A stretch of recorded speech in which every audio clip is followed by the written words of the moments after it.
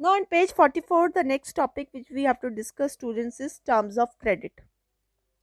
So now the terms of credit here we have to discuss. So earlier on earlier pages we have seen that credit, okay, in one case the credit is very good, proved to be very good, and the person was more better off, like Slim. And in one case we have seen the another situation where credit pushes the person into a debt trap. Now whether credit will be useful or not depends upon the terms of credit. Okay, so let's see the terms of credit. Now every loan agreement specifies an interest rate which the borrower must pay to the lender along with the repayment of the principal amount.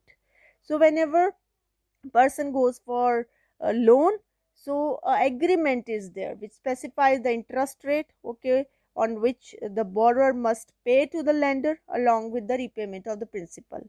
In addition, lender may demand collateral also, some security also, and collateral is a asset that borrower owns, okay, any land, building, vehicle, livestock, any deposits with the bank, and uses this as a guarantee to a lender until the loan is repaid. So this is terms of credit, okay.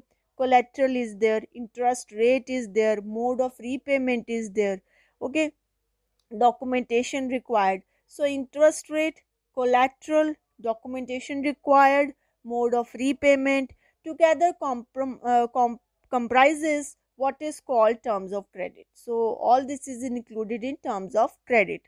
So I have told you interest rate which is charged on the loan. So the borrower has to return to the lender the principal amount plus the interest rate. And in informal sources, interest rate is high, and in formal sources, the interest rate is plus 919992200658 is less as compared to the informal sources. So we were talking about the terms of credit. So we were talking about the terms of credit. So I told you interest rate, collateral, documentation required, mode of repayment, all these comes under terms of credit. So I have told you collateral now. Collateral is an asset that the borrower is having, any vehicle, any land, any building, any deposit with the bank which is used as a guarantee.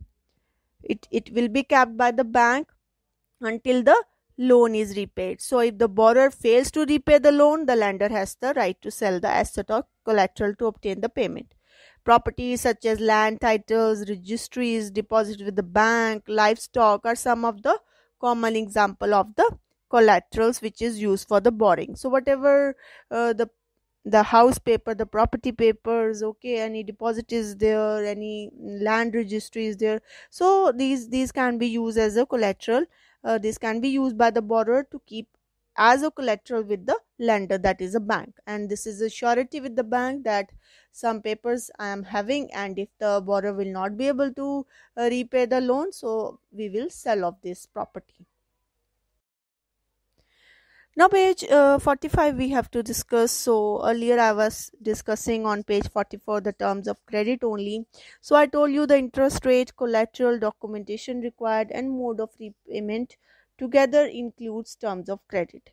Okay, so we talked about interest rate and collateral, and documents are certain documents are also required. Salary slip is required, okay, other Aadhaar card, okay, other document, the ration card copy. So all these documents are required, all these formalities are required in order to obtain a loan from the formal source.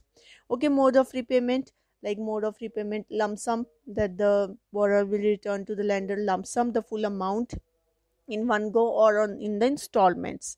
So the terms of credit vary, uh, it's very hugely from one credit arrangement to another, so the arrangement differs. They may vary depending upon the nature of lender and the borrower.